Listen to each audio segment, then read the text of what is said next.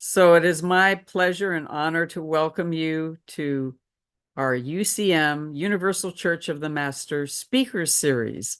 And we are so excited that you're joining us today. And we want to offer that we have these incredible speaker series once a month on the second Tuesday of the month from 6 to 8 p.m. on Pacific Standard Time. And they're all via Zoom. So wherever you are around the country or around the world, you can join us. And each time we have an amazing speaker that brings their wisdom, their support, and their understanding and their interaction. And today we are so honored to have Reverend Dr. Ayleen Augustine, who has been connected with UCM in many ways. She's a past president. She has been involved in many of our spiritual communities, our Center for Creative Living community, and she has been a chiropractor and a shaman and a healer on 8 continents. So she is very connected to indigenous peoples and the work and the wisdom that they bring. And she's also very connected to our human experience as human beings and how we can bring spirituality in that. And Finding Light in the Darkness is her talk. And it's very much about that moment where if we look for it, we're going to find it. And if we look for it, and sometimes the smallest moments, we can find it. And so her talk is about her journey to New York City to become an actor. And in the meantime, she's gotten a job, and I won't give it away too much, but she's gotten a job to sustain her while she's in New York City. I want to let her tell the story. But this is such a wonderful time. We have a recording of her because she is in New York time now and has to get up very early in the morning. So we will be playing the recording and then we will be having some discussion afterwards. And I just want to invite you, if you would like to make a donation, we are asking for $15 if you can afford it, but we will take anything that you would like to give us. And just press on the donate button, and we would love to have that support so that we can have this on a continual basis. So welcome to each and every one of you. And before we start, we have a tradition on the speaker series of lighting the candle. And that's the candle for today. Dr. Ayleen's favorite color is green. So we made this for her in honor of her. And I don't know if you can see the swirly designs on the heart, but it kind of integrates everything in to us together. So I'm just going to light the candle for all of you and for our world, that during these difficult times, we can find moments of camaraderie and warmth around the fire of spirit, and that we can reach in and take a moment to sit back and relax and really allow ourselves to receive. Because that's what we can do for and with each other, is that giving and receiving. And for any of you that are needing energy for any reason, we send it to you. And we send it to all of our beloveds. And we welcome the ancestors and all of you here. If you're joining us via Zoom at a later date, we wish you the same deep wish for love, peace, and healing in the perfect way. So I'm going to put it right over here, and I'm going to share my screen with Reverend Dr. Ayleen Augustine. Well, hello, everyone. And I miss you all so much. Greetings from slightly chilly Staten Island, New York. And I am so happy to be able to be here with you, sharing some of the experiences that I've had and some of the things that I've learned. Because moving to a place, leaving my mountain and my forest, many people were concerned. It's like that it would be a really big transition because New York is loud and it's robust and very energetic. And a little on the angry side. Well, it is robust. It is energetic. And even on my island, and I can say I live on an island, there can be a lot of energy. And there's a lot of people, I got the kind of the theory that New Yorkers are not angry, they just all have someplace to be. So I've brought this up with said, you're right. We do all have someplace to be. So the idea behind this little talk is going to be the idea of finding that light in places that we don't expect. But the only way we can find it is by looking for it. And whether that is with a group of children on a bus, whether it's with a group of grizzled New Yorker school bus drivers, or whether it's even within ourselves. Because sometimes it can be hard to even find that light within ourselves. So, upon arriving in New York, I was amazed at the vitality of the people here, the tenacity, the determination. It is, and the fact that everyone apparently loves my accent, and I put that in quotes because I still don't believe Californians have accents, but apparently we do, and it's adorable. So getting to know people, because this is when you go into a completely new place, it is an absolute feeling of, it feels a little bit vulnerable, quite honestly. Everything that's familiar is gone. And I highly recommend doing that every once in a while. Go into that unfamiliar place, because it's in those unfamiliar places that we're able to have the most amazing journeys into light. Now, when I first started here, I did drive across country, and in order to support myself, I had gotten a job, but there would be kind of a gap before I would start, getting the money to pay for my rent in the Airbnb I'm at. I chose to sell my car, my beautiful Sasha. And I knew that's what I needed to do. And so I did, because one thing you can say about New York, the public transit is amazing. So anyway, I started riding the buses, and I would recommend that for learning how to look for light, because even so much as a smile from someone sitting on a bus, when you move over a little bit and tell somebody they can sit down, or when somebody who is either an elder or has some other difficulty, and you stand up and give them your seat, the look in their eyes, a light comes on. Somebody acknowledged them. And often the way to find that light is to acknowledge. And we can do that for ourselves as well. We can learn to acknowledge whatever it is we do. Maybe when you do get up and offer a seat, or maybe when you do hold a door for someone, that may be the first acknowledgement that they've had all day. And when you do that, don't just say, I did it. Acknowledge yourself for it. Say, you know what? I did a thing. I did a thing to help somebody else out, because that feeds our light.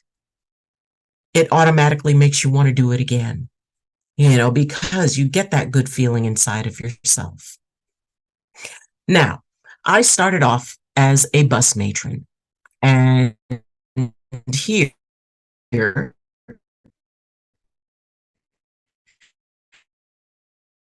have busing everything across the board, autism, ADD, ADHD. Some have anger issues. Well, most have anger issues. There are also children who are diagnosed bipolar, elementary school age. There are children with a lot of different sensitivity disorders, and they all kind of put them onto the bus together. And the job of the matron is to keep order on the bus, keep the kids calm enough, and then to allow the driver to do their job more easily. Now, we have children who are in wheelchairs, a lot of things. But in most cases, these are kids who get onto the bus and are just there. And my very first experience with the special ed bus was at one of the schools that was considered very, very rough. And a middle school girl, ninth grade, got on the bus, walked up to me and said, "Rule number one, we do what we want." And I looked at her and I said, "So what's rule number two?" And she said, "What?" I said, "Well, you just said that that was rule number one. That kind of leads into the idea there's a rule number two." And I leaned over, I said, "We both know you know I'm new at this. This is, in fact, my first time. And I will tell you that I will always say please. I would always say thank you. And if I ask you to do something, it's not because I want to ruin your fun. It's because I'm afraid you could get hurt. I want you safe." And she kind of looked at me. Now, in these situations, it's important in these social groups, they always have the alphas. They have the alpha female and they have the alpha male. When, because when you have these young kids together, there's always those natural leaders that rise to the top, which is an amazing quality and should be nurtured and encouraged. So I decided this young lady, her name was Shayla, she was the alpha female.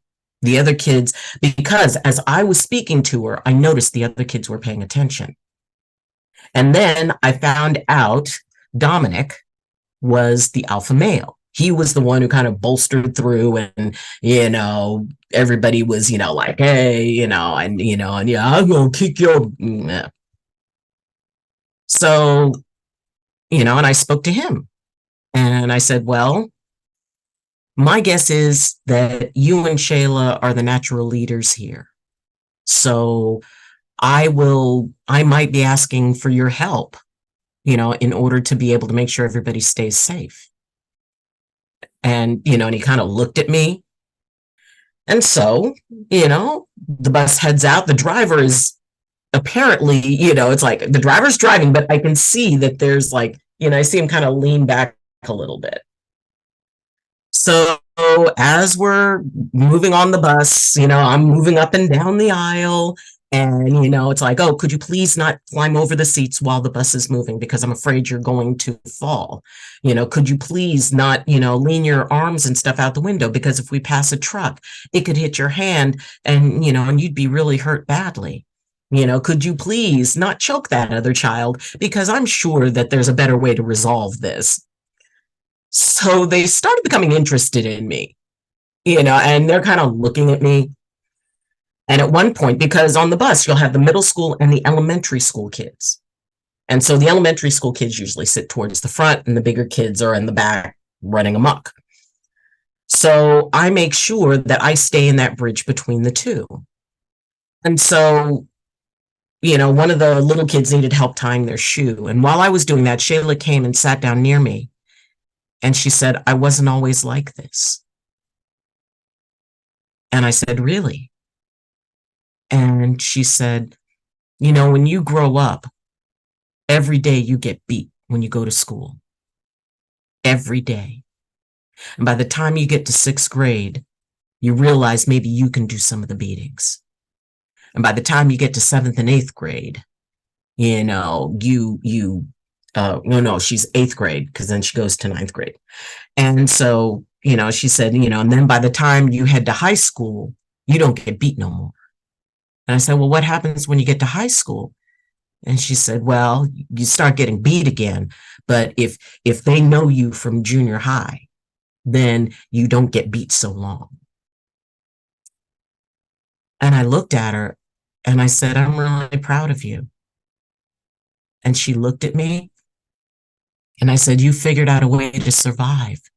I said, don't the teachers do anything?"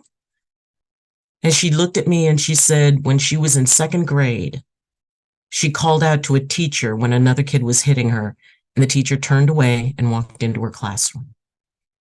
She said, in that moment, she decided that she couldn't count on any adults,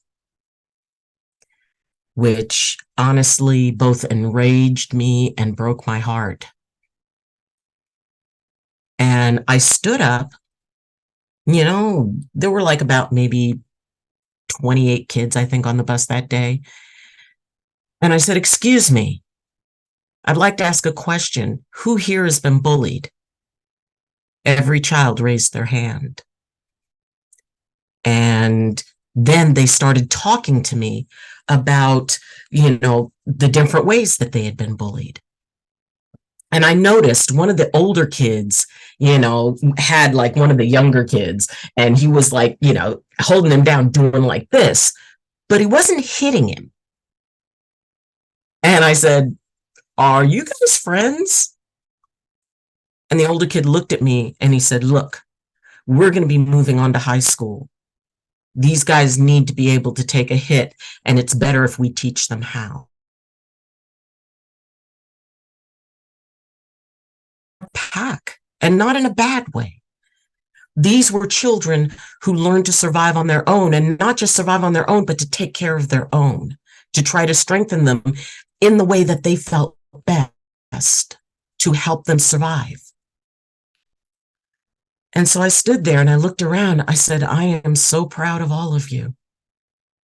I said, "You figured out how to manage a world that you shouldn't have to live in, but you're strong enough to survive it. You are so strong." I said, "One day you guys are going to be the leaders of this world, and that strength is going to help you. And I hope somehow you can be able to find that balance with knowing that strength isn't always about physical." I said, "But I'm proud of every one of you because you're survivors."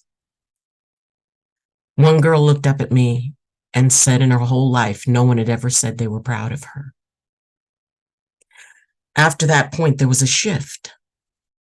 And, and I started talking to them, and I looked at one boy. I said, "You know what? I can totally see you as a corporate head." I mean, I said, "I could see you leading a corporation because you've got that, that ability to smile in somebody's face and get them to do what you want, don't you?" And he kind of grinned. Well, after that, the kids were like, "What about me? What about me?"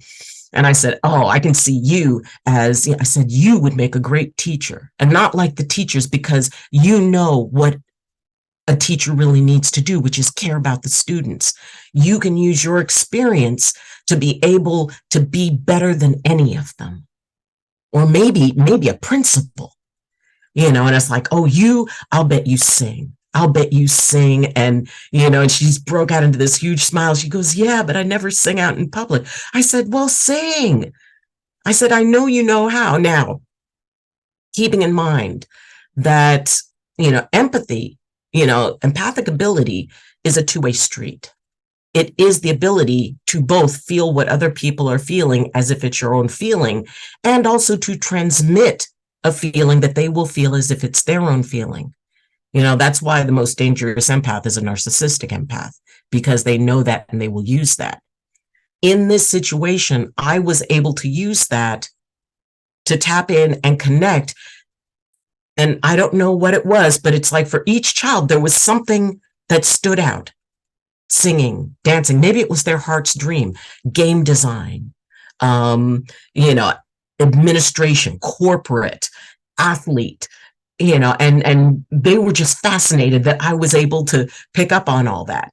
Now, on this run, there are two matrons. Most runs just have one, but if the school is very unruly, if the children are very violent, they'll put two matrons on. So the other matron was sitting towards the front. And as we're dropping kids off, each and every one, I said, "You know what? It was a real pleasure meeting you. And hopefully I'll get another run with you. And, it was so nice. And you have a great day." And so, they each kind of, "You too, you too. It was nice meeting you. Can we keep you? We don't like her." And I mean, like flat out pointed at her. And one boy, he said, I don't know, but I feel like maybe I could do the stuff you talk about." And I said, "You can." I said, "It's in you. You are more than the circumstances you've grown up with." And I said, "And think about it. There's a lot of people who are very rich, very powerful, very famous, who started off very humble." I said, "Never be ashamed of a humble start."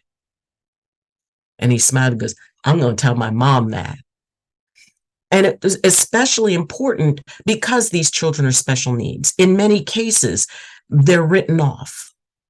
And the theory is that they will either, become teen parents, go to prison, end up in gangs, but they don't have value. They don't have a future potential. In order for me to find their light, I had to be willing to just be with them first, accept them for exactly what they are, which in my mind is divine beings having a human experience. To be able to set aside what society would say about these kids and reach out to them, to let them know that I see their light, because then they find it themselves. And Shayla was the last one. And I looked at her, I said, Shayla, could you do me a favor and go down the row and check to see if anybody left anything on the bus? She said, okay. She did it. She came back. I said, thank you so much. I said, and it's such a pleasure to know you, Shayla. I said, you're going to be doing big, amazing things in your life. And never, ever, ever let anybody make you think anything else. And she smiled at me. She walked off the bus. The other matron looked at me and said, how did you do that? Now, how did I do what? She said, they're obnoxious. If I asked Shayla to do something, she'd tell me to go F myself. And I said, well, I talk to them. I don't talk at them. So I began to get a reputation as, they started calling me the kid whisperer. And the thing is that each and every time, and as somebody who was just I started off just kind of covering other shifts. So it would be, I would only have like one day to spend on it, on that particular route, or maybe, one route I ended up on for 3 weeks. But these were the routes that nobody else wanted, that the matrons wouldn't show up for. And each time I sought to find the light. If a child was, freaking out and they would bang on the windows till they broke. And I said, I'm so sorry you're upset. I'm so sorry. And I know you're doing the best you can with, this moment. And I know you're doing your best. And I'm here for you. You're doing it. I said, I just need you to not hit the window because I don't want you to get hurt. I understand. And so I held out my hand. I said, squeeze my hand instead of hit the window. And he looked at me and he took my hand and it was like he squeezed it. And I just stood there. I said, thank you. Thank you for not hitting the window. And then his grip loosened and he started to cry. And then I started talking to him and listening to him. And he'd tell me about something. And every time a kid told me about something that they were dealing with, I'd always tell them, I am so proud of you. You are showing that you're stronger. And I see something shift in them. And it's hard because I only get maybe one time. But isn't it just one time that it takes to plant a seed? And maybe that seed stays there and doesn't do anything. Or maybe it sprouts something that is little, it needs light, it needs care, but it's present. But if we don't give them that seed, then we can't sprout anything. The seed I give them is the conviction in my mind that they are more. They're more than they think they are. They're more than their peers think they are. That they have a potential to do amazing things, and they should never limit themselves by what their circumstances are now. So, in dealing with these children, these precious, amazing children, and in fact, the children from the first bus, the driver called me and he said, look, the kids think that you didn't come back because, you didn't like them or because they were bad. And I said, put me on speakerphone. So he clicked it on speakerphone. I said, okay, everybody, first off, I miss you very much. And I would never stay away from you. I think you're all a delight. And I think you're amazing. It's just that I didn't get scheduled for it. I'm just like a substitute teacher. I'm coverage. But I want you to know that if I get another chance to be able to be with you, I would. And I heard cheers. And the bus driver, when he came back to the yard, he said, they were so much calmer after you talked to them. And it can be something just as small as that. Now, I believe that inside of us, we have our happy inner child and our wounded inner child. So dealing with these children, we would do it in the same way we deal with the inner child of someone else, of an adult. Because I tell you what, more than likely, it's been a lot longer for them since someone said, I'm proud of you, or I believe in you. In order to find a light, sometimes we have to share our own. And a part of our light is that willingness to encourage.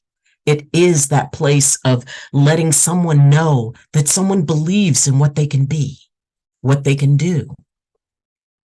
And yeah, I mean, yes, they are. I came into, the bus company, all these crusty old bus drivers, and like, I've been riding this route. The number one seniority driver that we have, because everybody gets a seniority number, the number one driver started driving in 1977.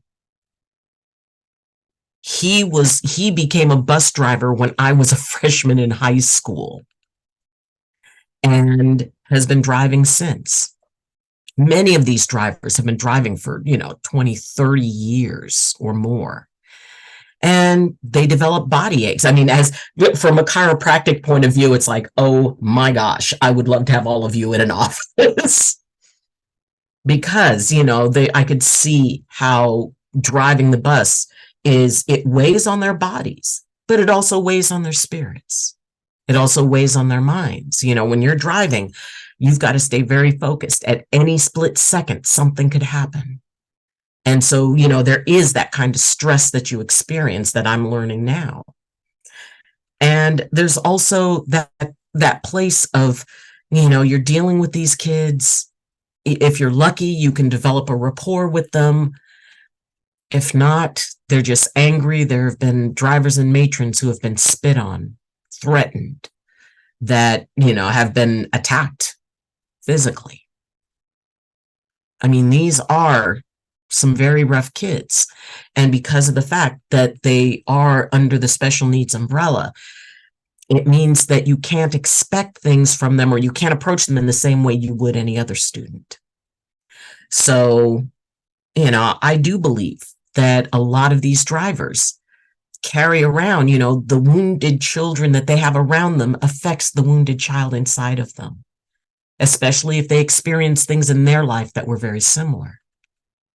So pretty much I found that it was very similar, but more subtle when you're looking at finding the light in some of these old grizzled personalities.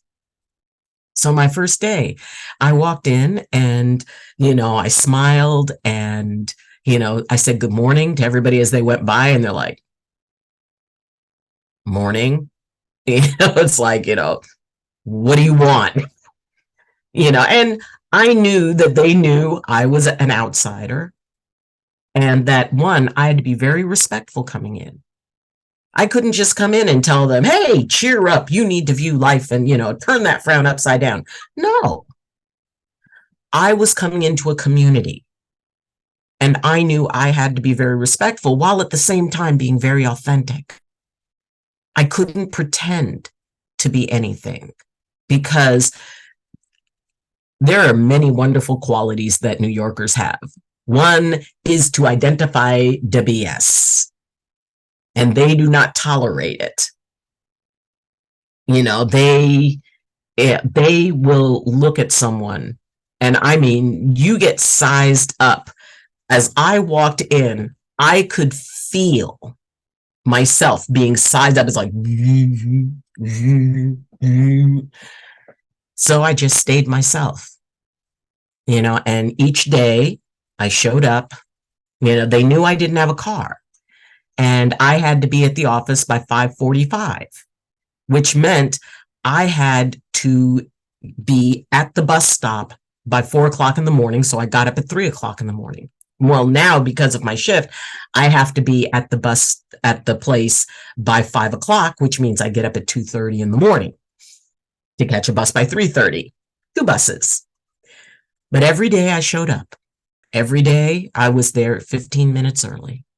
Every day I said good morning, never expecting to have anybody say anything back. Every day, when Anthony, who's the union shop steward, he's kind of the guy who's in charge of the union activity and kind of taking care of the people.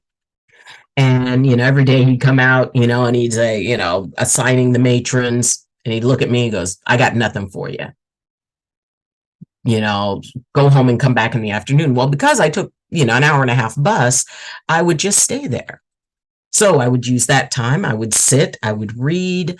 About 2 weeks in, that was when I decided I wanted to become a bus driver.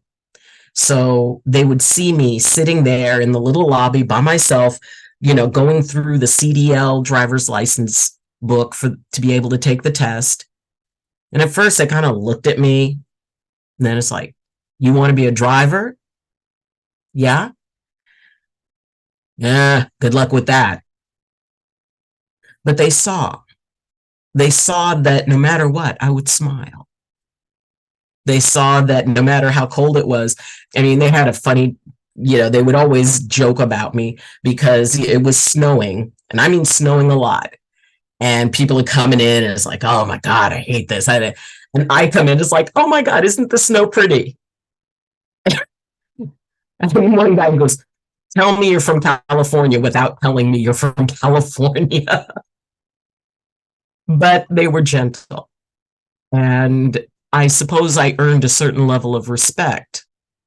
And it was, and I wanted it to be subtle. And there was this one really grouchy guy who, he was like the assistant steward. And I mean, he was, he'd come in, and the first time I met him, he's like, your shoes won't work for this job. It's like, well, I will be going and getting correct boots. You don't have a car? And I said, no, I'll take the bus in. I didn't say anything. His name's Bobby. And every morning it's like, good morning, Bobby. Half the time he didn't say anything. And so, but that was okay. That was okay. And everybody's like, he's cranky. He's this, he's that. And one day there was a metal chair, but somebody else was sitting in it. So I was just standing, and going through my book and looking at the things I needed to study. And he walked through a couple of times, didn't say a word to me. And then he came through and without saying a word, put down a metal chair. And I said, thank you, Bobby. And walked into the steward's office. So the day I passed, well, first I passed my written test. I had to take 5 written tests. And so, he came through and he goes, you passed your written? And I said, yeah. Nice job. And he just went on. And at that point, several of the drivers were like, hey, driver.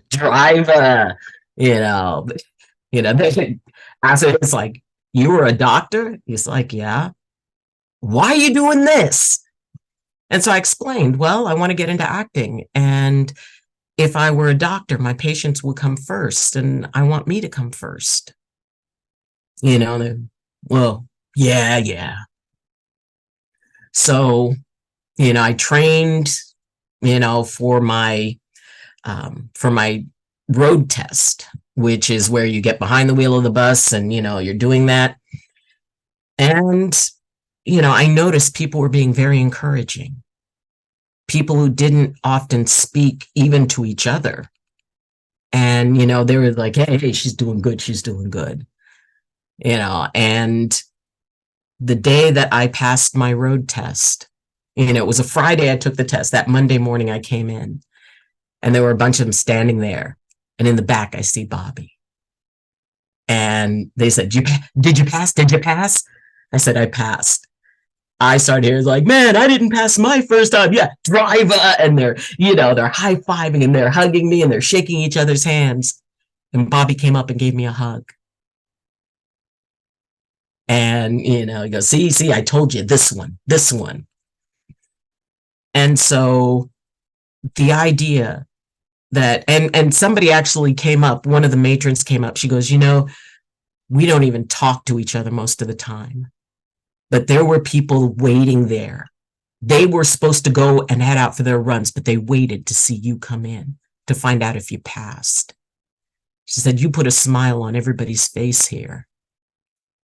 And I was very touched by that. I was very honored by that. But the thing is, I looked for their light first. And while I looked for their light, without even realizing it, I figured out that they were feeding mine.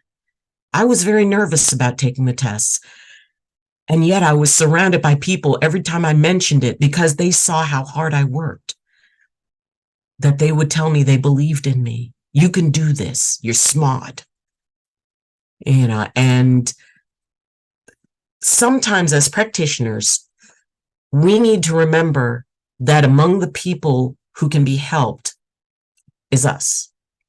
And we get so wrapped up in taking care of other people. We get so wrapped up in uplifting those around us that we forget that we can be uplifted too.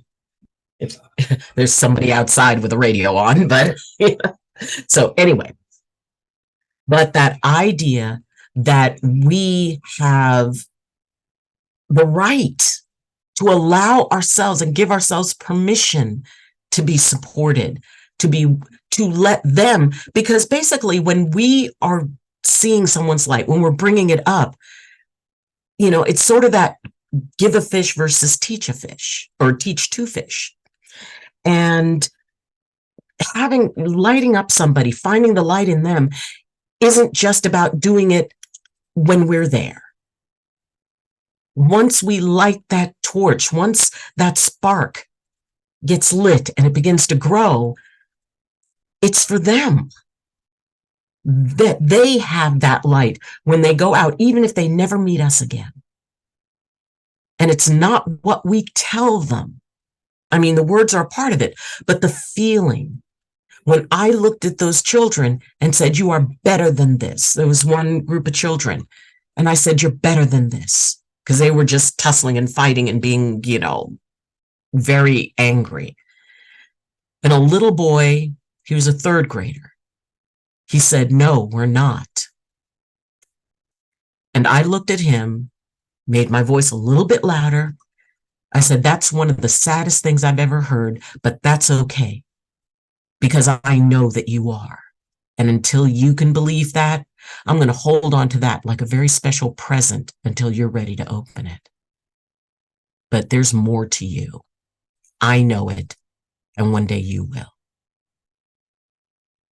When we do that, yes, we may be turning on a light, or we may be just feeding that, gently giving a little bit of kindling.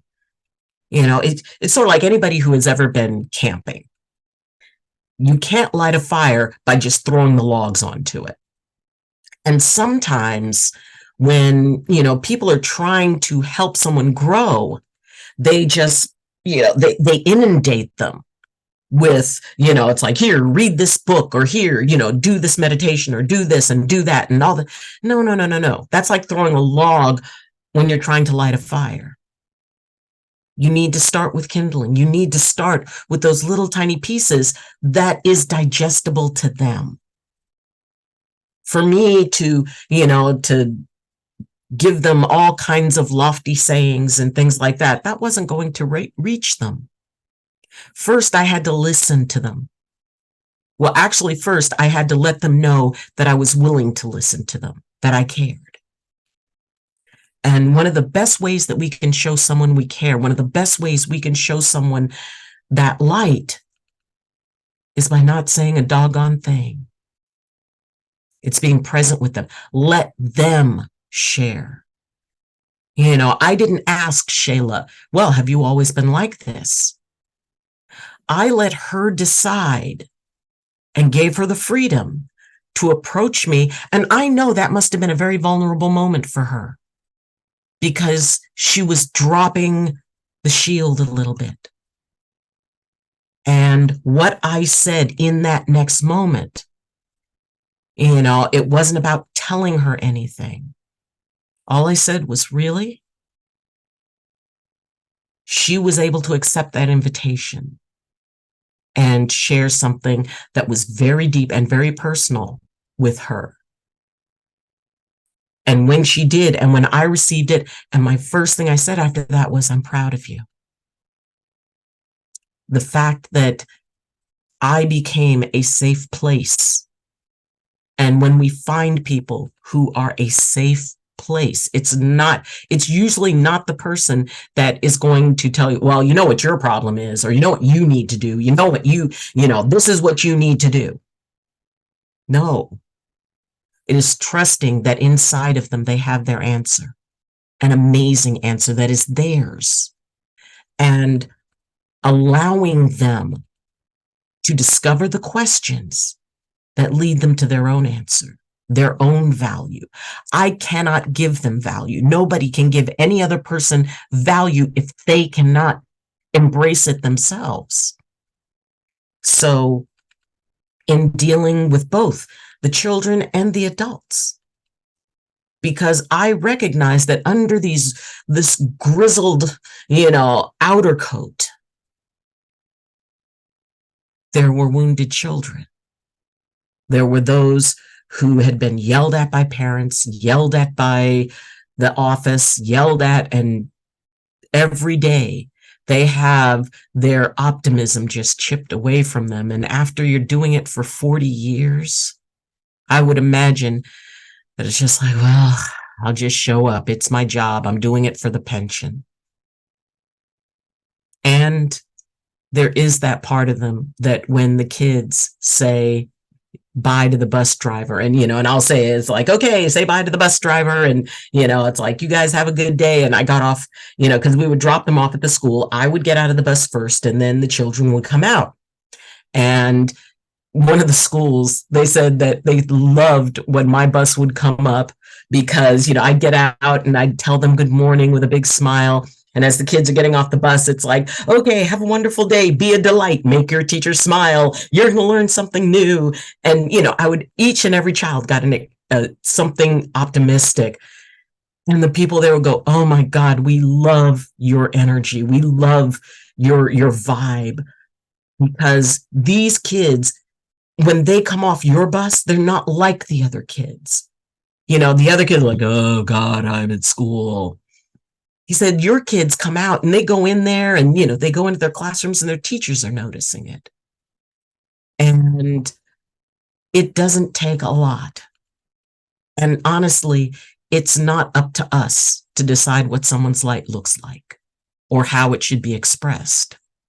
Now, I understood with these children, they weren't going to get soft and squishy and sing Kumbaya because they still had to live in their world.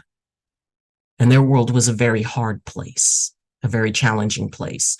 They cannot show weakness in their world. But they learned that if a space was safe, they could. They could talk about things. So it allowed them to walk between worlds, to have more than one environment. And sometimes, when it was odd because, there would be times when there were no kids on the bus, we were either when we were going to pick the kids up or after we dropped them off at the school and we're heading back to the yard.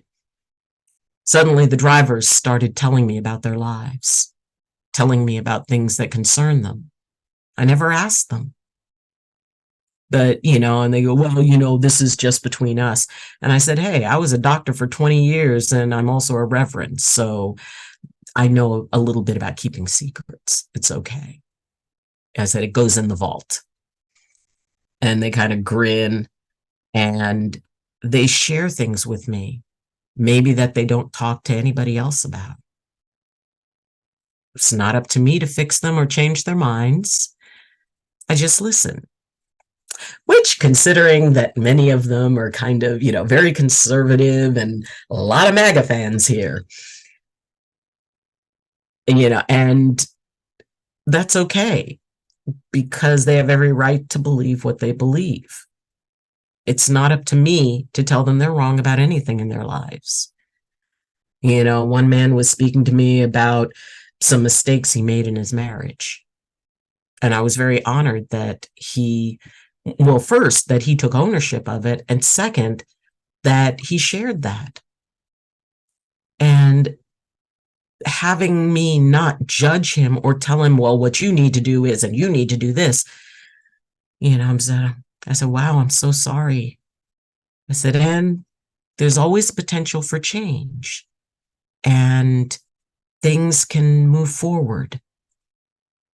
But I believe that this is something that you regret. Maybe she'll believe it too. And he goes, yeah, maybe. I said, but if she doesn't, you can still be a really good father. And that's okay. I said, don't tell her that you've changed. Maybe just show her. And he kind of looked at me and he said, yeah, that sounds good. And then you're smart. You're really smart. So being able to embrace what it is that is within others. And this is where, as I said, there's the children, there were the adults, and then there's us. And we can assume that the light is there. And often we tell ourselves that, but do we really feel it? Do we really believe it? And if that's not what you feel in that moment, it's okay. There are times when I would feel, you know what, that is, I don't feel it. I don't feel it. I'm feeling alone. I'm feeling scared. I'm feeling a lot of things. Maybe I made a mistake. And, we're all going to think that sometimes. And there's always those times that light, it even gets a little bit dim. And it's okay, because then we can allow the other people around us who we have taught by example about light, let them do it. Let them, I was on the bus and I had something on my mind, and one of the kids came up, matron, are you okay? And I said, yeah, I'm just feeling a little tired and I've got something on my mind. And, he kind of looked down and he looked up at me and he said, well, you always tell us that we can do anything, so you can do anything. And I looked at him and I smiled and I even teared up a little bit. And I said, thank you. That's exactly what I needed to hear. Thank you. And I could see him just like, I did a thing. I said, if I'm feeling down again, I'll come find you. And he went back and he's like, I helped the matron. But it is when we let others share their light. That's when theirs becomes a beacon you could see from space, because they see it that way. And we all have those times that we need someone else to help us with our light.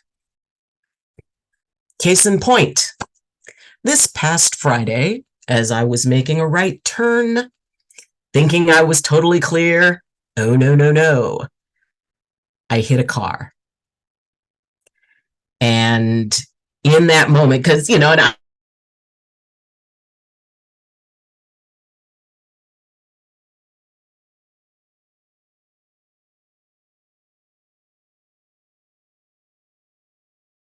was like, oh yeah, I'm making turns. I'm doing this. I'm doing that. Right turns, no problem. I thought I had it, and I did not. I hit the car. I mean, we were trained what to do. You pull over, you call dispatch, you take pictures, you leave your information. And I did all that. Lady came out. It's like, no, I'm so sorry. So I did everything I was supposed to do, but I was upset. I was, it was like, oh my gosh, maybe I'm not good at this. Maybe I'm not supposed to do this. Maybe, and I get back and I'm filling out the accident report and, I don't want to cry, but I'm really kind of tearing up. And of all the people, Bobby walks by and he goes, what's wrong? You're not smiling. You're always smiling. And I looked up at him and I said, well, I had a collision. He goes, were the kids on the bus? No. You'll be fine. And he started telling me his story about how he drove a garbage truck and a piece of metal was sticking out and he scraped it down like 8 cars. And, another guy goes, hey, another driver walks up and he goes, hey, tell her about that time that driver, drove into a guy's house. And I'm going like, you're kidding, right? No. He hit the gas when he thought he was hitting the brake and he barreled in. And another guy walked up and was like, oh yeah, drive through Charlie. And as each person walked in, they saw me and their energy shifted and they were working on my light. They were stepping up because, I was so used to sharing my light with them that, they, I guess, didn't realize that sometimes I would need it. And one guy is like, look, just smile, okay? We can't deal with it. You're not smiling. It's like, it's all right. And, Bobby, he goes, look, it's going to be fine. And, everybody hits something. You're going to be fine. And, just don't make a habit of it. One guy, I hit 7 things in my first month. He goes, yeah, and we almost fired your ass. So in that moment, I realized that as practitioners, as a practitioner who's been doing this for a very, very, very long time, even I forget that sometimes we're the patient. Sometimes, and that is a place of surrender that actually feeds light. We are feeding our own by allowing others to support us, but we're feeding theirs by letting them be the strong one. I remember a conversation I had with someone, and I was going through a very hard time. This was back, when we were over on Cole Circle. And I was having a real bad time. And, someone came up to me, a woman came up to me, and she was saying, she asked me how I was doing. I said, you know what? I'm not doing really good. Could you listen to me for a bit? And she got this scared look on her face, like, but I'm not you. I don't know what to say. And I looked at her and I said, you don't have to say anything. Just listen. And so we went into my office and we sat down and I shared some of the things that was going on with me. And she was listening so intently. And, after I finished, I thanked her and she was getting up to leave. And she said, well, can I tell you something? And I said, yeah. And so she shared something with me and it helped. And so the next week she asked to speak to me. She asked me how I was doing. I said I was doing better. She said that was the first time she got to be the strong one because she was always the one with problems. She was always the one. And then she never talked to anybody about it. And she told me, honestly, she was scared to have to be the strong one with me because I had been the strong one for her. But she said I made it okay. She didn't have to worry about screwing it up. And after that, she said she decided she could go out and she could be the strong one some more. And she was really proud of herself for that. And I was proud of her too. Each person's light is them. It is their expression of Creator manifesting through them. That is our connection with Creator. And it's not that, when that light gets dim, that connection is dim. It's almost like we're the only ones viewing it that way, because Creator knows how amazing we are. And also that we're going to go through those times of doubt and those times where we think that, well, I'm in this alone. But that light is forever. And being able to allow others to let their light shine brighter, for them to be the strong one.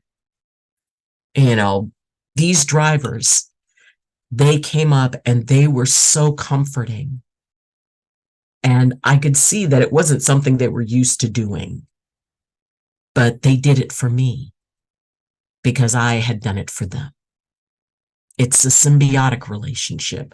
No matter how much training, no matter how much, work that you've done. And there are so many people who've done an amazing body of work over decades of life.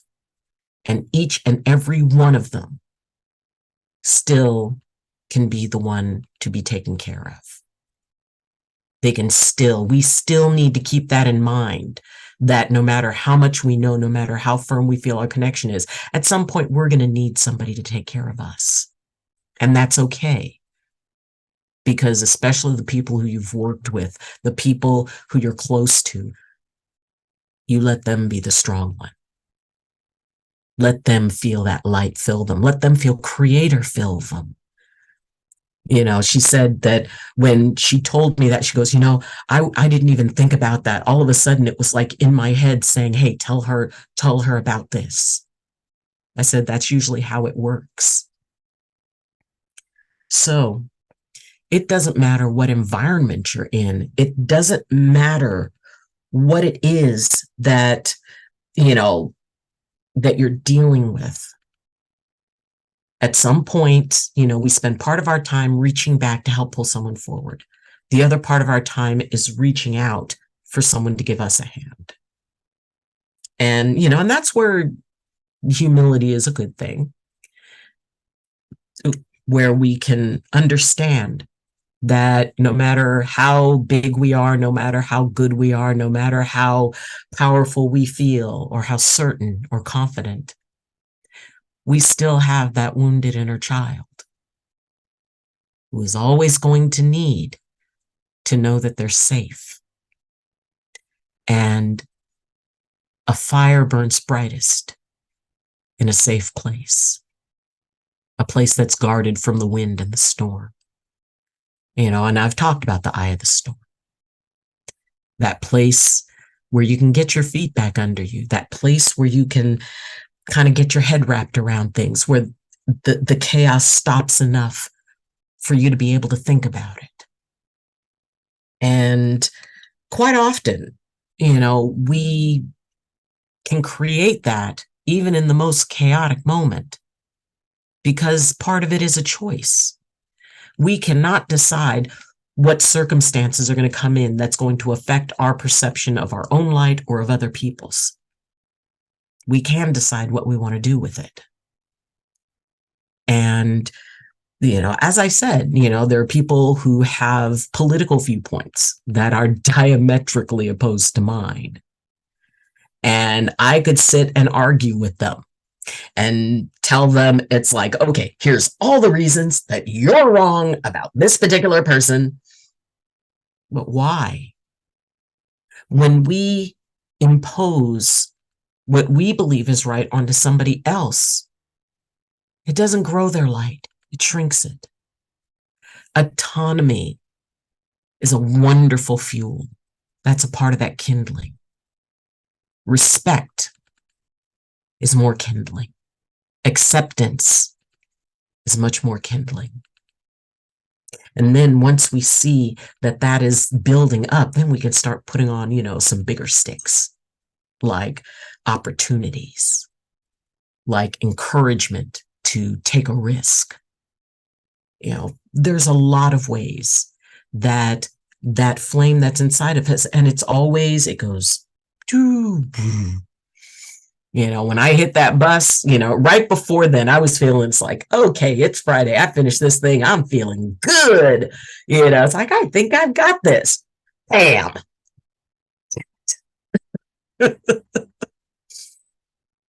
And I was probably given that because I needed to be reminded. I needed to be reminded that I've got a lot to learn. A lot. And that being good is wonderful as long as we always understand we can be better. And I think the other reason that came out, because, as I always say, I thank Creator every day for knowing the difference between what I want and what I need, even when I don't.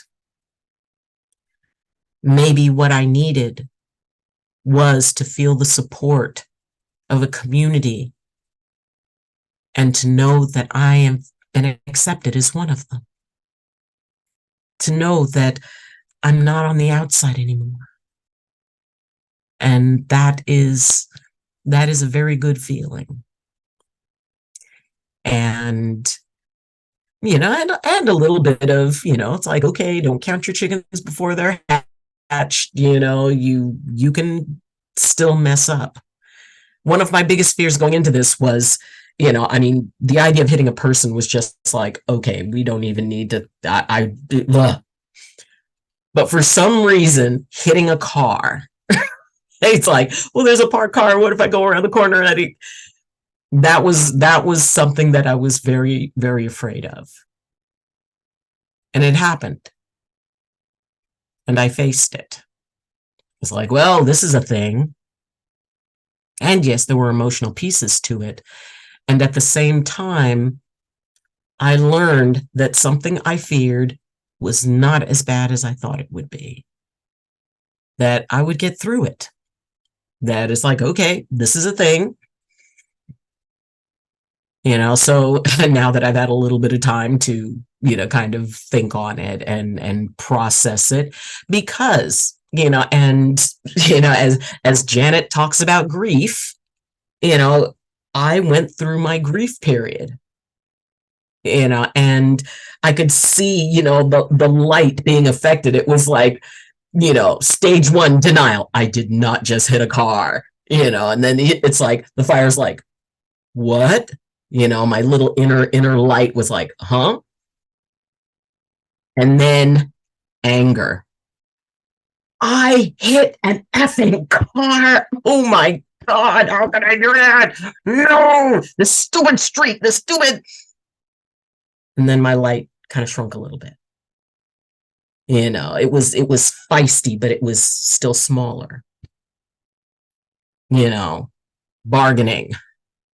Okay.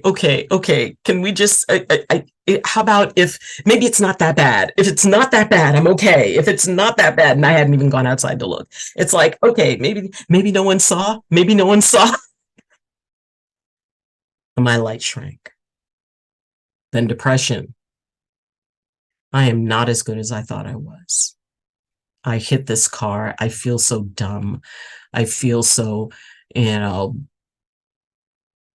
light shrank a lot. Then later on, as I was surrounded by the love and support of people who hadn't even really known me that long, telling me, look, everybody does it. They have like a safety award. You get $100 at the end of the year because we haven't given out that $100 in years. Everybody does this. And it was almost as if exponentially my light came back up. It came back up more than what it had been before when I was in my place of ego. And it's important to remember, ego is not light. When we're walking around, hey, I'm the best, I'm the greatest. Oh, yeah. That's not light. Light is the truth, our truth. And we can be spouting all kinds of stuff to the world, but if we don't feel it, if we don't take that, then it's a false light. I needed to be humbled. My light went down, but it didn't go out. And when I saw that I was truly accepted in this community, when I received the support that I received, when, it wasn't like, oh my God, everybody else is going to think I'm this horrible driver and, nobody, when that's not what I received, the light of that was the truth was even greater than the light that I had created around the false ego. And that's what I needed to know. I needed to understand that feeling inside of myself when I'm telling myself, I've got this. But then when I realized this, I've got support. I've got people who care about me. The light of that truth was far greater, and it was real. So being able to embrace and understand, honestly, the light in us is connected to the light in others. As we stand in our truth, as we allow ourselves to be ourselves, to accept ourselves unconditionally, by doing that, it helps us able to accept others unconditionally. It allows us to create that resonance, the same way that when an orchestra is preparing, everybody tunes to each other. The trombones don't say, it's like, well, we don't need to be tuned to anybody else. We are us. No. Everybody tunes to each other. Our lights resonate with each other. When things are really bad, and there have been some horrible circumstances, from 9/11 to, the 89 earthquake, people were trapped, people were scared. It was so horrible. And yet those lights started shining so bright. People who were willing to risk themselves in order to save others, people who stood by, our own wonderful Janet, who stood there, who could do nothing but comfort and let them know that in that dark place, they're not alone. And those lights sparkled like the Milky Way. It didn't change the darkness. It didn't take the darkness away. But it allowed, because when one person saw a light, their light would light up. They felt a little braver. And then when somebody else saw that and experienced that, in working with these children, you get one to listen, then you get another one, and you start saying, and then all of a sudden, it's like, tell me about me, tell me about me. What could I do? And the driver even said, he goes, before you came on this route, these kids would drag their butts in to the bus, drag their butts out, and then at the end of the school day, they just get off the bus. He said, they run to the bus now, and they see you, and they want to talk to you. And they get off the bus, they're okay. They don't mind going to school. And when they come in, they talk to you about what happened. And, when we drop them off at home and they're saying, have a good day, have a good evening, bye, bus driver. He said, there's something that changed with them. So, and I miss them. I now drive my own route, and I was hoping to get their route. But, it's the little things, little moments. I remember once I was dealing with a bus of very, very, very aggressive young people, and they were angry, they were fighting, they were cursing up a storm. And it's like, I need something. I need something. And I looked outside and I noticed it was snowing. Weird, freak snow. It's like, thank you. And I said, hey guys, it's snowing. And they look, and I watched a group of battle-hardened warriors, because that's what they are, turn into children. They asked, can we open the windows? I said, yeah, open the windows. Because they had given me that respect, because, they would throw stuff out. And I said, that's it. You lose window privileges. And I closed the windows. And the other matron was fascinated that they didn't open them again until I told them they could. Usually I'd wait 5 minutes and I go, you know what? You guys didn't try to open the windows. You were very respectful to me. Window privileges restored. Really? So, they would do that. And I told them, open all the windows. I watched as their little lights that had been so covered over by the need to survive, those lights burst out, and they stuck their hands out the window, and they were talking about the snow and the magic that they saw with that. And it's like, man, who's going to build a snowman if it's like, I've never built a snowman. I said, well, you just get a little ball and you roll it up and you keep rolling it and then it gets bigger. It's like, Google it. But for an instance, they became children again. And then afterwards, they were still kind of calm. But being able to find those moments that ignite the light, to find those times when you, as someone who is facilitating, we don't give anybody light. We facilitate and clear the way, like the church says. We light the way, we show the way, but then we get out of the way so they find their way. And it is so humbling to watch someone find their way, whether it resonates with me or not. It's theirs. And when somebody finds their way, that light increases exponentially, and ultimately it is about trusting that Creator knows what they're doing with each and every one of us, that the challenges that we have brought into our lives are meant to help us.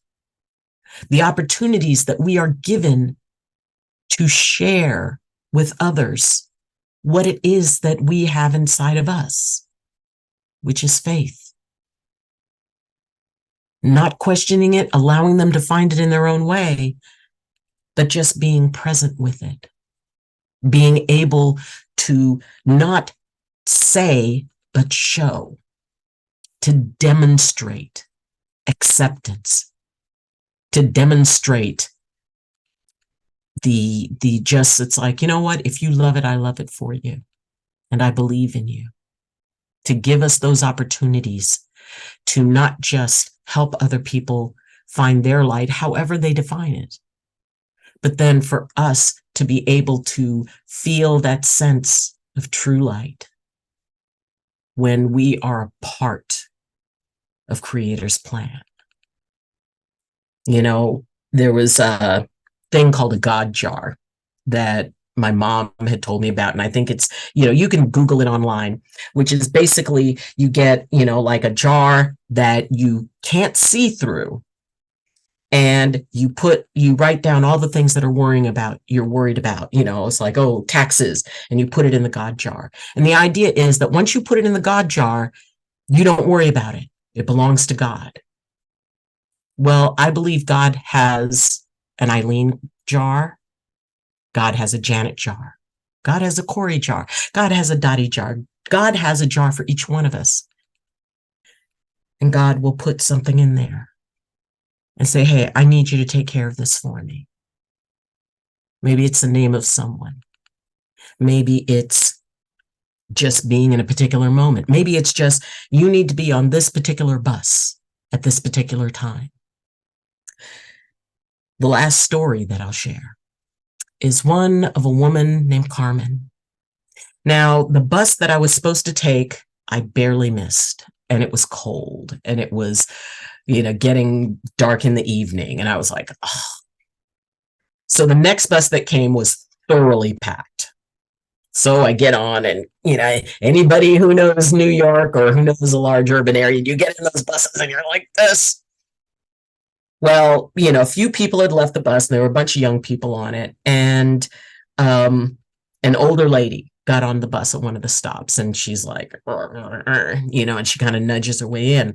Well, somebody had left a seat that was right next to me, and I could see there was a young person kind of like nudging their way forward. So I kind of shifted myself, and I asked them, I said, "Why don't you sit here?" And she looked at me, and so she sat down. Well, a few more people leave, and I'm sitting down next to her.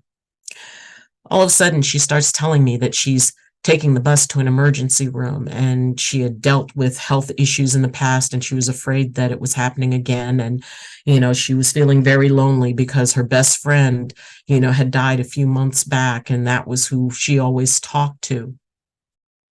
And so I sat there, and I felt something. I felt a presence that just said, "Can I borrow you for a second?" And it was so gentle, and I said, "Of course." So I put my hand on her, and I felt myself say, "You have made it through so much. You've overcome it all. You beat stage 4. Almost nobody does that. This ain't nothing. Everything's going to be fine. And in fact, this is going to be one of the best years you ever have." And she looked at me, and her eyes got wide, and she said, "Wow, that's just like what my friend would say." And so she said, "My name's Carmen." And I said, "My name's Ayleen." And her eyes got wider, and tears started forming in her eyes. And she said, "My friend's name was Ayleen." And I squeezed her hand, and I said, "Well, from both of us Ayleens, don't be afraid. You're not alone." And so my stop was coming up for the bus. There was a part of me that thought, I'll go, I should go with her. And I heard that presence, "Don't worry, I've got her." And Carmen looked at me, and she said, "I was so afraid when I got on this bus, and now I'm not afraid anymore." So I got off the bus, and something said, "Turn around." And I turned, and I saw her up against the window waving at me. She was in good hands with her Ayleen. And that was all I needed to do.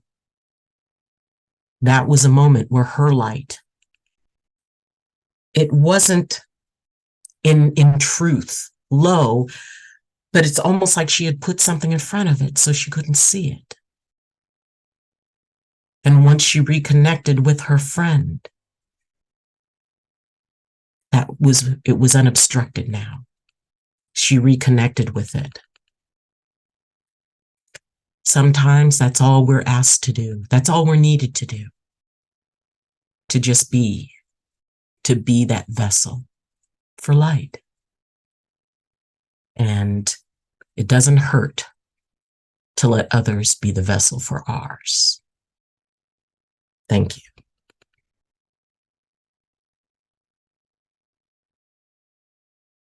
Welcome, everyone. Was that amazing? You can unmute if you would like. We're going to have some time for some discussion. We have to go out. There we go. Yes. So thank you for putting up with the recording. I hope you got most of it. Did it come across okay? Yeah. Beautiful. Came through. Beautiful. Yeah. Beautiful. Let's go out. You have to go out? Want to go out? So what most touched you? What most impacted you about Ayleen's message? What were the words or the story that really stood out? Well, I think it was all of it, really. It's how she transformed so many people just by the goodness of her heart. And it made a profound effect on their lives, and it will probably change the course of their life. I think really profound, and that she was able to see when she was able to receive their light as well, how it changed her. It was very impactful talk. It was very good, very good. You know, Yeah. thinking she was Wonderful. a walking angel or a writing. Beautiful. Yeah. Mhm. Thank you. Donna, what about you? I realized how much I miss her wisdom. Um, I have really missed her, and I've missed her wisdom and her love, and I'm so glad that the people around her are benefiting from it. Yeah. Um, she's an amazing person. She's an amazing person, and she's so grounded, and she's really a good teacher for us, a good teacher. So I really enjoyed the presentation. Those lucky kids. Yes. No, yeah. Yeah, I was thinking when she was talking about the her interactions with the kids, and I was thinking Oh, that's fine. how how much I hated to see her go when she did. But it was like, wow, so she came all the way from California, and these kids in New York, if she wasn't there, they'd still be in the place where they were at before they met up with her. So it's like, wow. That was really profound. Yeah. Yeah. So I think everything struck me deeply and left me very, very close through the whole thing. But when she hit that car and the support that she got and the amount of love that she got Yeah. is what's happening for me here. Oh. Yeah. Being in a choir for less than a year and having all the love and support of those people, and the things that I'm experiencing in my life at the moment, not only the love of my community that I left behind when I moved to Oregon. I didn't leave behind, physically left behind when I moved to Oregon, having all that love. But for people saying to me, I want to do for you because your light shines so bright, and I can see that you are such a wonderful, loving person. We love you. We love you. And I haven't even known them a year. And so I really could feel that support and that energy of, what, she felt from them. And it was not just how deep it was that she affected those children, but the people recognizing her light and wanting to give it back to her was just touched my heart. Absolutely. And did you notice that it was the realness of the interactions? She was her real self, which allowed them to be their real self and created safety. Created that moment, and where she was able to receive their love, which then empowered their light. Yeah. Yeah. The infinity of giving and receiving. It's so beautifully expressed. Yeah. Yeah. Just wanted to say, she made it sound easy, and then perhaps because it is easier than we think sometimes. I think, people get used to thinking of themselves in a certain way, or, yeah, they have a survival mode, and then they know other people are in it, and it's like, yeah, we're just all going to do survival, and, for someone to kind of, creatively kind of come in and be, Yeah. to see their light, to sort of turn what might kind of appear as negativity to make that, kind of warm their heart by making that into a positive. Absolutely. Thank you. And next, Patty and Joyce, and then next is Christine Millie. So Patty and Joyce. Yeah, it was interesting because I had a flashback to Santa Barbara when I worked in an open alternative school. I was a teacher for a while, And the children were extraordinary, but they were also coming from a different style of families. You know, it was a diversity in backgrounds. So we did regular school year in summer and went up to San Francisco. We did all kinds of stuff. And it was fascinating because no one believed that we were doing these things. And it's like listening to Cousin, it's like saying, it all made sense to me. Because, you know, you have to find this place. You cannot be like a teacher that they're dealing with. You can't be like that kind of personality that is there, but not there. You are there. And it was enjoyable. It was a very good memories. It was a good reminder of how to go about helping not only yourself, because sometimes we can knock ourselves around, not to do that, but also to be there for others, to offer support without pressure. Yeah. You know, that to be kind, be compassionate, offer, but not offer it as if you have the solutions to everything. Make suggestions. So it's all good teaching. It's a matter of applying it when you're in a situation where you may find yourself feeling a bit of pressure. Exactly. Be grounded and realize that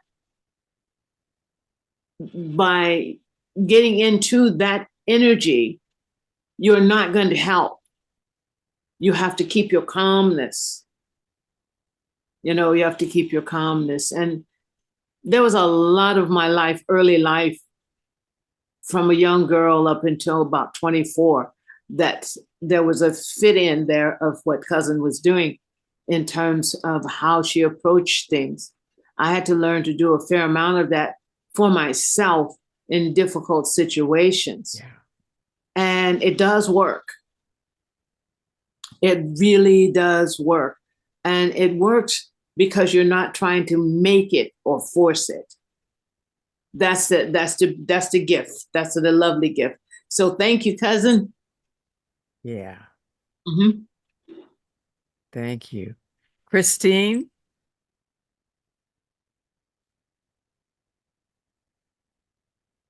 Okay. What impressed me was her finesse of dealing with these children that I'm not quite sure of their status, but they were special ed, for sure. And having the time that I did the respite, actually, Janet, you were instrumental in getting me that job. Well, I have to admit that I didn't, I equated them as being lesser than. I didn't see their light. I hadn't really had training, but I loved it. But I just couldn't afford to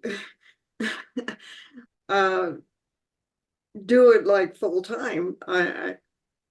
It couldn't, and I just really loved the way she saw their light, and I wish I could have seen the light.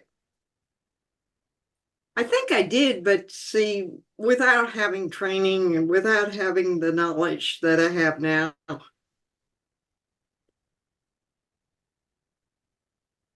So I hope, Christine, that you can be gentle with yourself, with you were present in the way that you could be present in that moment in time. The best way that you could. And I know a lot that I received about this was about staying in the present moment and not making any assumptions about anything. And that's why I love that question. You know, when the young woman asked her, this is rule number 1, we do what we want. And so Ayleen says, what is rule number 2? She started that engagement. It's like, I'm willing to learn from you. You know, this is my first day. You know, let me learn from you. Yes, Corky. Well, one of the things that we have to remember is that we, you know, and so often we have some sort of an attitude, or we have some sort of an assumption when we begin a task that things are going to be a certain way, whether we know, regardless of how much we know about what's going on, and then how we're going to react with things. But if you can be open to, you know, they talk about being open to the miracle. If you can just assume that nobody's there to hurt you, and that, you know, in the Course of Miracles, they talk that if somebody speaks to you in a gruff way, or that if they're mean to you or something, it isn't you that they're doing that to. You know, so don't take it on as if that they're trying to slap you down. Take it on as they're hurting, that they're in pain, that they're not coming from a loving space, because either they don't know how, or at the moment they can't, or they're hurting so much that they're turned off to anything but, you know, I'll hurt you before you can hurt me.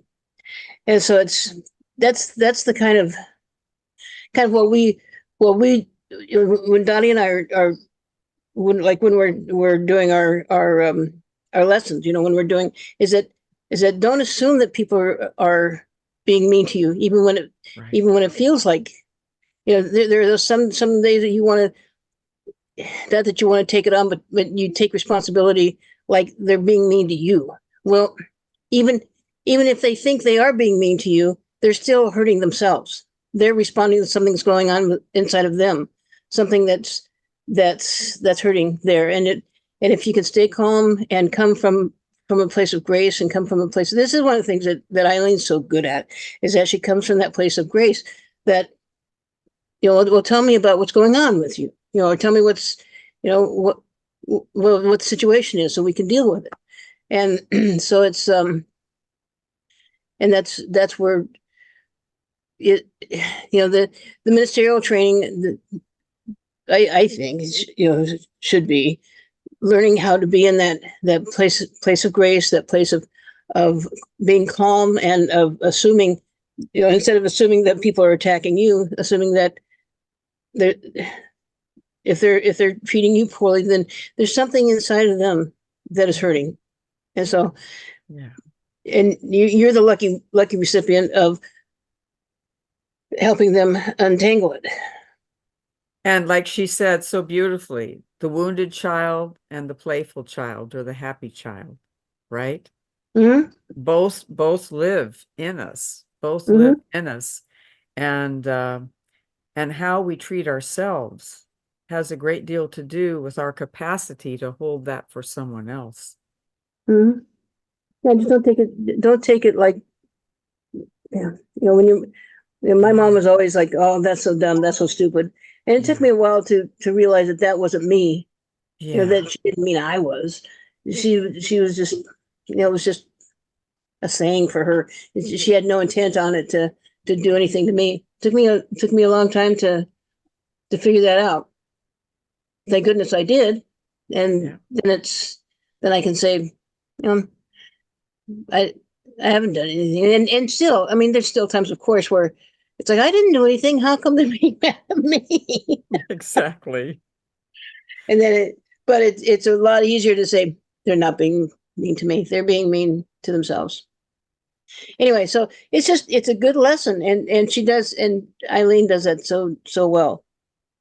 She's always been a cheerleader for whomever. Exactly. And I love the way that she is patient when she expresses her impatience, because I'm a very impatient person, but she was patient. And there's almost a saying, I don't know quite how to say this, but when two dogs meet each other for the first time, they've got to sniff the tails, right? Yeah. Yeah. They've got to check out the energy. They've got to feel the vibe. And that's why it took her a while. It took her patience and just being in herself, being in her own light, and not expecting for them to respond, not expecting for them to immediately, see that she was, a good person bringing some light and safety. She waited until they could feel it and they could know it. And Well, she and was that, respectful. and that's also that thing from oh God, I don't know who said it, but that you playing small, or Right. isn't Serves no one. it serves no one. So Yeah. and so knowing that you have some power and being kind, and then be it. Yeah.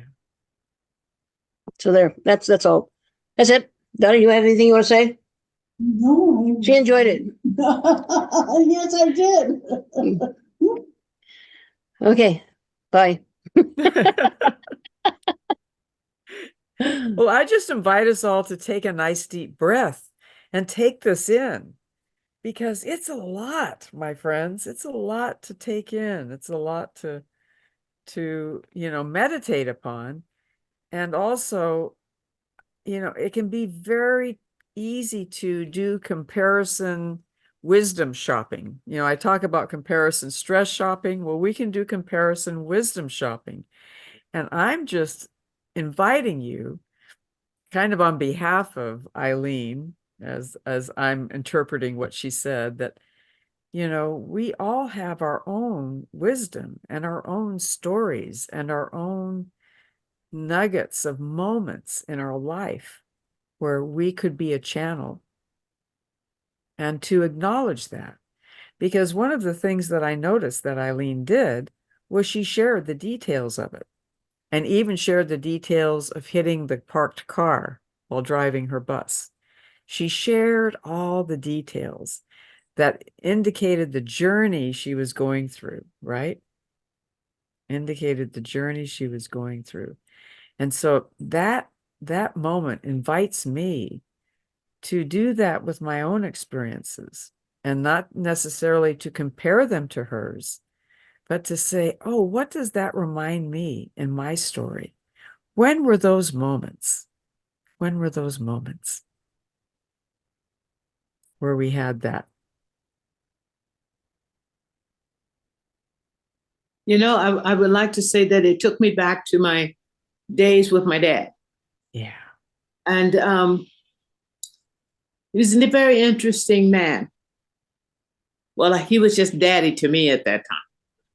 But I always knew that he was going to teach me something, because his whole tone would change. It wasn't that I shouldn't have been running with the knife, or or something like that, or hammer, and I'm messing around with stuff. He would just simply say to me, Joyce, see, come walk with me. And I said, okay, Daddy, because I knew I was going to hear something really interesting. And it would just be me and him. And he taught me how to be myself in difficult times. And it wasn't about being like the person. But he also taught me it was important to protect myself when I had no other chance, nothing else I could do. And that came up with the school I was in. And the children around there, they would come by and pick a fight, and you had to make a choice. Sometimes you had to protect your younger siblings, all kinds of things you had to do. But the greater teaching was to remember who I am.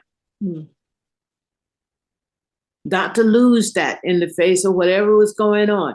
Do not lose that who you are. And he taught me that, and I got to see him do that himself. And I saw the respect that people had for him, including white folks and Black folks. And I come to find out that he had friends who were Asian. He called Chinese. Actually, he said Chinese because that was the way it was said in the South. And there was Japanese. And there was all of these cultures that I come to discover saw him as also someone to come to. It was an interesting thing. And so I'm watching cousin here do her thing. And I'm having these flashbacks to my childhood, to my young adults and all of that, where my behavior made a difference. My teaching to students how to pass exams and help them to get their degrees, to get a better job, when there was a whole system telling them they couldn't. And I would sit with them and work with them and say, tell me what it is you want to do. I said, then so that we can figure out how you can do that. It took me back to those moments that I truly enjoyed what I was doing. I truly enjoyed it because it had deep meaning to everyone involved. It wasn't just me. It was the individuals who got to realize their dreams with a better job and graduating with a degree and giving them a step up in the world. It's good memories, good memories that everything that we do makes a difference. Absolutely. Makes a And difference. just as you, Joyce C., in your beautiful way, created safety for those school youth, just as your daddy had done for you by saying, come on, Joyce C., come for a walk with me. Yes. You both created the safe place and the safe way. Yes. You're right. I'm very thankful every day to him for that. Yeah. And I would offer, so go ahead, Patty. Oh, I thought you. And I would offer that that's what we all can do for and with each other in our own unique way. It is what we can all do. And we will not do it like Dr. Ayleen. We will not do it like Joyce C. We will not do it like Donna. You know, we will do it in our own incredibly unique way. And that's valuable. That's valuable. And, you know, and for us as a community to create that safe place. And then again, as Ayleen said to us, get out of the way so that you can find your own way. You know, I love that because each of our ways will be different, but it'll be woven into a tapestry of light. And that is such a gift that we can give to each other because no one can do it like Christine. No one can do it like Kevin. No one can do it like Patty. No one can do it like Annie. No one can do it like Corky or like Dottie. No one can do it like Joyce C. Nobody could do it like Lauren. None of you can do it in exactly that beautiful way. We need that uniqueness that is you. That is you. It's so powerful. It's really the only thing that will bring healing to our world that is under such strife as we shine that light, that unique band of light that is us. And then it joins in. I mean, I'm thinking that this little talk that Ayleen has given us, you know, ought to be required listening for any pastoral counseling or anything that we would want to do in terms of supporting other people, right? It's just that reminder that when we are ourselves, that resonates and that speaks to it, and people can feel it and they can know it and they can trust it. So shine your light, my friends. Shine your light. Mhm. And I'm going to offer to each and every one of you that for our next series in March, we are going to be having Reverend Joyce, sorry, I already Joan, picking isn't on you, Joan? Joyce, Reverend Joan Stutes, thank Yeah. you. Reverend Joan Stutes, and she is going to be giving us an astrology primer. So if you wanted to learn a little bit more about astrology and what it's about and what it means and how things interact with each other, come join us in March for that. And remember that your way is absolutely the best way to be yourself. And when we need help, what do we need to do, my friends? Raise our Ask. hand. Ask. Ask. Raise our hand. I was trying to say reach out, but Reach out. I'm loving that. I'd seen your hand raised. I couldn't see the reach out. three-dimensionality Yeah. of it. Reach out. Absolutely, Annie. I'll take your hand. Here Right. you go. There we go. We've already got a connection brewing. I'm loving it. So each and every Okay. one of you, reach out. Okay, so we're gonna bounce. Thank you, everyone. See you in Grateful church. to all of you. Love you. Thank you. Kathleen, go ahead. Good night, everyone. Kathleen, go ahead. You had something. Oh, yeah, just one thing real quick, because there was something during the talk where she was talking about making sure to include yourself. And it was actually kind of the same thing that was said. I had a reading maybe back in August, or like family members came through, and the medium said that a message from my mother is like, you're the caregiver, and make sure when you include yourself when you're doing the things for others. So I think she was kind of talking about that too, actually in numerous ways, sort of like letting people kind of give back to her as well. Absolutely right. I couldn't agree with you more. And that's a hard lesson, I believe, for many of us to learn that are givers and that are healers. It's like we've got to fill that bucket. Well, it's like they say on an airplane, you Mhm. put the mask on yourself That's before right. you put it on anybody else. So So- true. So true. So all of you beam out that wisdom as we go forward. And may you have a wonderful St. Valentine's Day. And whatever that means for you in a sweet way and in a good way, I hope you too, have it. Janet. You too. Thank you so much. Beautiful talk and beautiful was a great conversation. talk. Grateful. Good night, all. Sharing Thank was you. Yeah, thank